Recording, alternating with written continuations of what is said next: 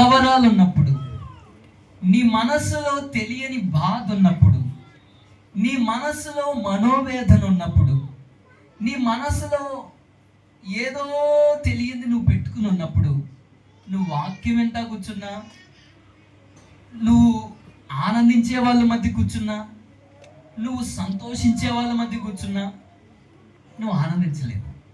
నీ face reading ఏదో తేడా ఉంటుంది, నీ మనసు ఏదో గలిబిలికి ఉంటుంది, ఏందో తేడా. అందరిలోనే ఉంటావు కానీ అందరితో ఏకీభవించలేవు, పని మీద ధ్యాస పెట్టలేవు, ధ్యానం ఉంచలేవు, చెప్పింది చేయలేవు.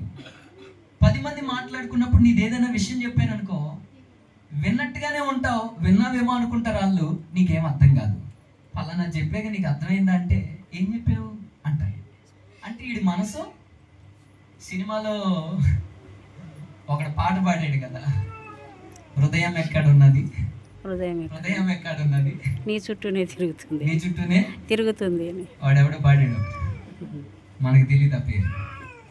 అంటే మనసు ఎటు తిరిగితే నువ్వు ఎక్కడ కూర్చుంటావో అక్కడ ఉండకుండా నీ జీవితం అక్కడ పయనిస్తా ఉంటుంది. ఇది యథార్థమా కాదా?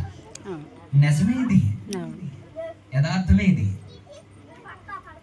మనసుకి ఏమండి, ఎద్దులు నడిపిస్తారే, ఎద్దుని వాళ్ళు 2 తాళ్ళు పట్టుకుంటారు, ఏమంటారు వాటిని? కళ్ళేలా 2 అయ్యి పగ్గాల, ఆ 2 పట్టుకుని ఒక ఆయన కూర్చుంటాడు, అని లాగాడు అనుకో అయిపోతాయి. అవును, ఎటు తిప్పితే అటు తిరగాలి, ఏం చేయమంటే చేయాలి. విచిత్రం చెప్పనా, ఆత్మకు లేని పవరు, శరీరానికి లేని పవరు ప్రాణానికి, మనస్సుకుంది. ఏంటో తెలుసా? పవరు మనస్సుకు. ప్రాణాన్ని ఎడం పక్కన, ఆత్మని కుడి పక్కన పెట్టి రెండింటికి పగ్గాలేసి ఈ మనసు పట్టుకుంటది.